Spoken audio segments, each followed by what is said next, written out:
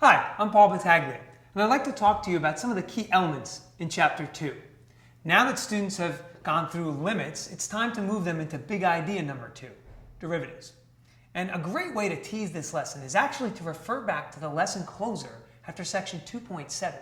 It's a three-dimensional related rates problem. Here's how it works.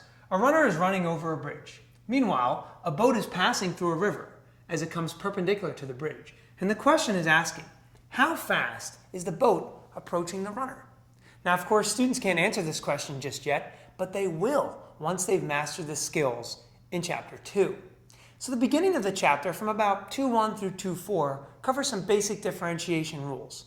Make no mistake, though, these aren't just rote things students should be doing. They're very important rules that students need to know, not just now, but months from now when they take the AP exam.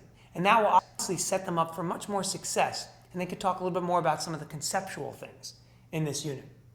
So now, what are some of the conceptual things students will be able to handle once they've mastered those rules?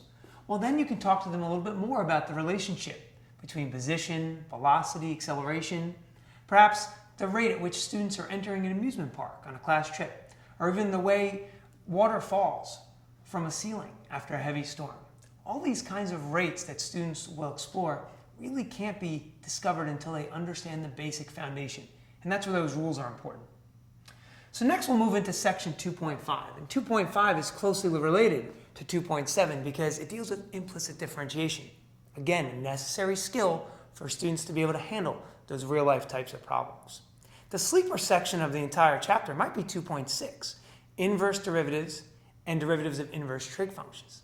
Why do I call it the sleeper section? Well, really because students tend to look at this section and they don't see a lot of it, and it's not heavily tested on the AP exam, but it is there.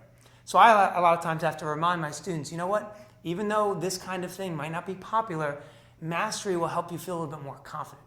In fact, my students will come back to me and say, you know what? Because I mastered this section, I feel like I have a really well-rounded knowledge of the rules of differentiation and the process of differentiation.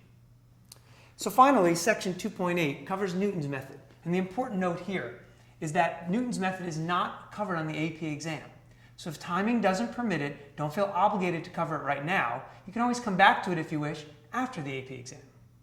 I hope these tips have been helpful. I'm sure you'll find much success in Chapter 2.